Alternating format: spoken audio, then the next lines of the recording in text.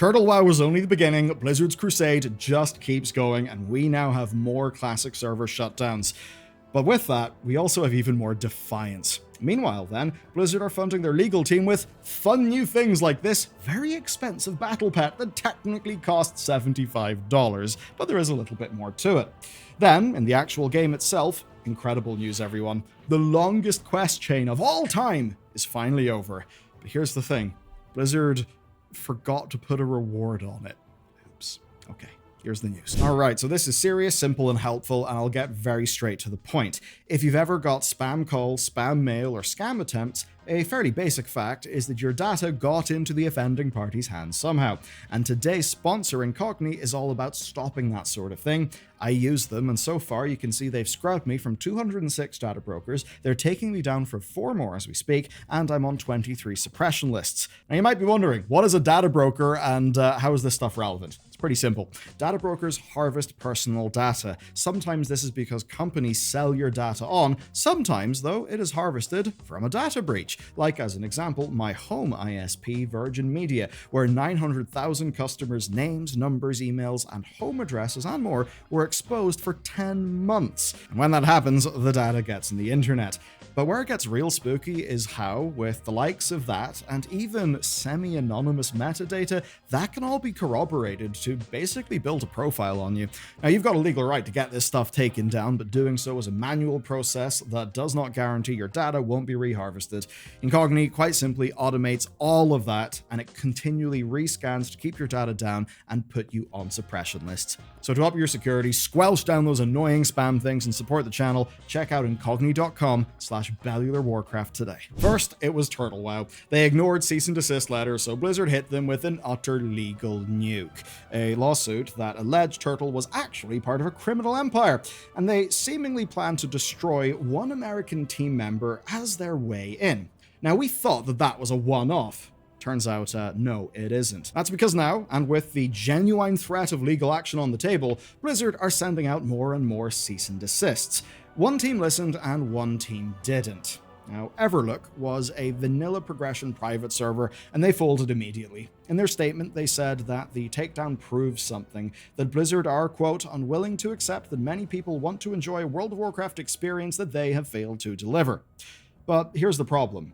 It was just a vanilla server, much like Classic Era, so that argument doesn't really hold as much water. Now, Turtle got credit for one thing, and that was a lack of visible RMT and botting. That's not true in all private servers. Even just a cursory look at Everlook shows RMT issues, plus a donation store for convenience items. So ultimately, they weren't offering a drastically different experience from Classic Era, not that that would matter legally, and well, the financial side doesn't really look good. Anyway, Everlook is shutting down. But the team that didn't fold, well, that's Project Epoch. Sort of. They are a promising-looking Classic Plus server, one that Turtle WoW actually felt threatened by, at least if these leaked screenshots are real. There's a lot of drama in the private server scene. Why would they feel threatened? Well, after the cease and desist, the Epoch team is leaving the project. They are going to shut down everything that they, quote, are able to, like the website. But here's where it gets strange. They can't actually shut down the game. Why not? Well, whenever it grew massively at launch, their servers could not handle the demand, and that is where Ascension enters the picture. Ascension is the giant classless WoW project, and Ascension graciously offered to take Epoch in hand and handle server hosting. So, Ascension runs Epoch, and they are not going to stop. And their response was quite bold. They posted that they'll release existing content and that they will then build a new team to continue development. So that's a massive middle finger up to Blizzard, and it's all based on a full internal roadmap. But yesterday, players noticed something up, that their ping to the servers shot up drastically. From the US and even from Singapore, their ping was going up. Maybe the servers were somewhere that Blizzard could legally tackle, and perhaps now they are not, and that's responsible for their ping going up. That seems to be the case, at least for now. Of course, Ascension are massive, and they advertise publicly. That means they're almost certainly next in Blizzard's radar. But their problem is this. With such blatant unconcern towards the cease and desists, they're confident that they're immune to really anything that Blizzard can do.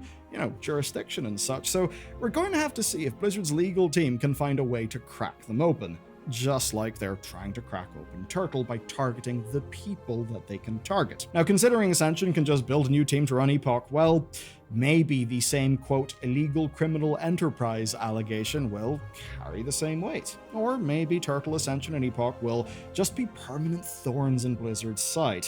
Either way, their legal team is going to need a lot of resources. And good news, Blizzard are farming sales. Ish. I say ish because, man, I really can't imagine just going and buying this thing overtly. Now, if I told you Blizzard were selling a $75 battle pet, you'd probably believe me. It's not quite that bad yet, but it's getting close. Although, I think people will have different opinions on this. So the Blizzard Gear Score is running a promotion for the next week, where they're offering the Scruffy Hornfell Snooter for free. Asterisks, only with eligible purchases of $75 or more. Now, there's different ways to look at this. The idea of having some sort of freebie thing whenever you spend a certain amount of money is completely normal in so many stores across the world. Obviously, though, with a game like World of Warcraft, it will be framed differently. It will be framed as a lot of money to ask from collectors.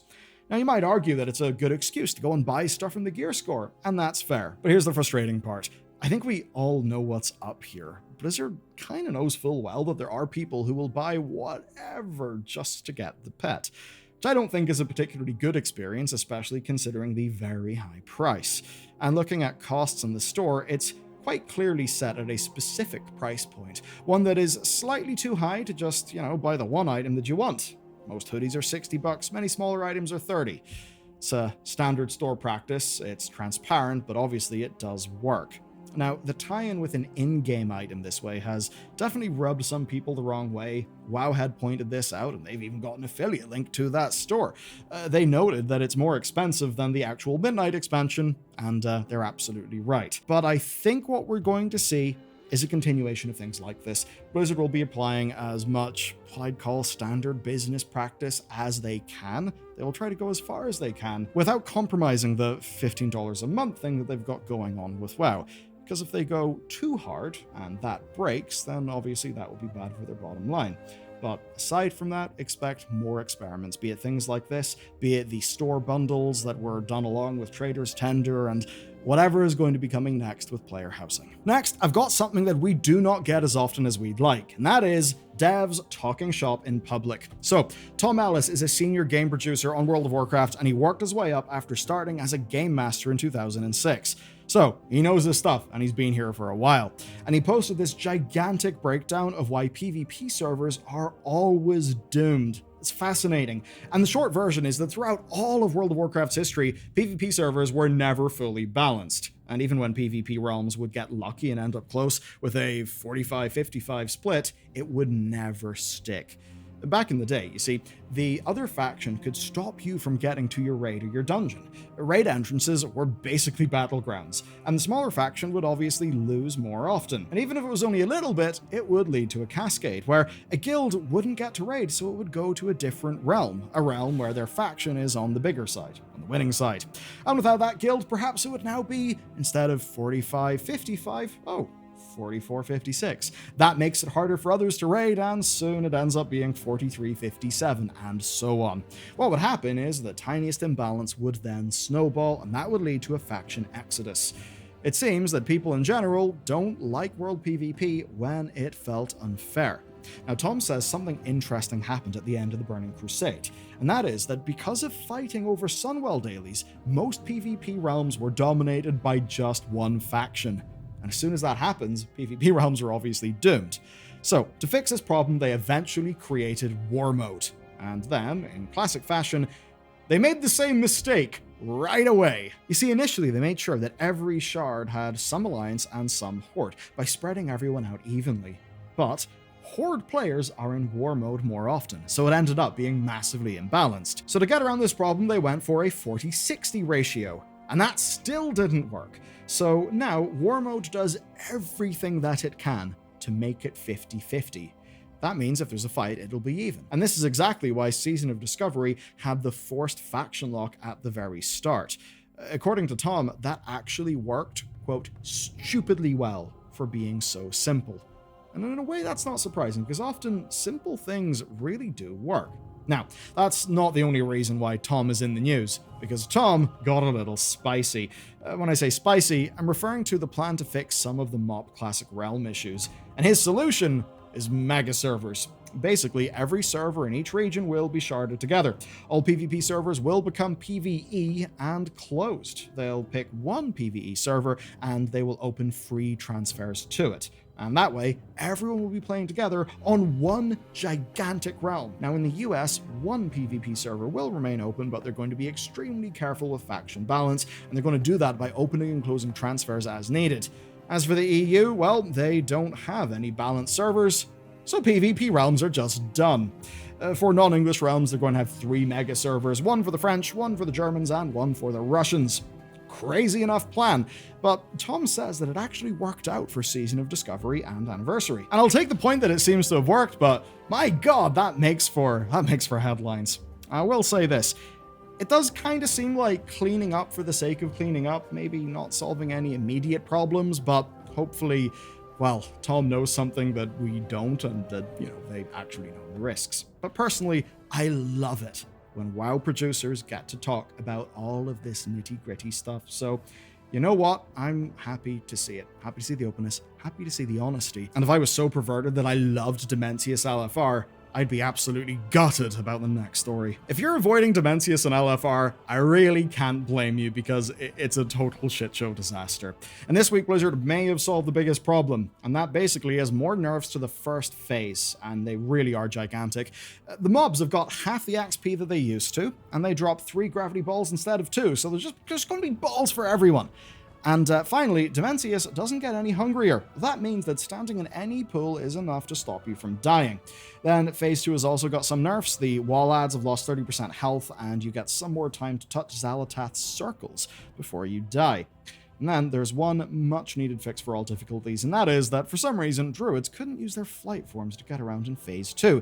That meant that they would need to have mounts on their bar just for that one boss. The good news is that Blizzard have finally fixed that up, so druids, you can free up that keybind again. Now here's something absolutely gorgeous. Bayard is WoW's principal illustrator, and he's just built different. He's showed off 3 new portraits for Midnight. They're gorgeous. They're renditions of Lorthamar, Leodrin, and Orwena. They're incredible. And his key art has been just the hard carrying the aesthetics of WoW for a while now, and these are brilliant examples. And honestly, this isn't really news. I just wanted you guys to see them. As for the news, well, Midnight Alpha is probably within the next few weeks. At Gamescom, we heard that Alpha was, quote, in the coming weeks. So, well, I suppose, the coming is any day now. And if you want to get ready for that and be caught up with all of the lore stuff that you need to know before then, good news! We made this video exactly just for you.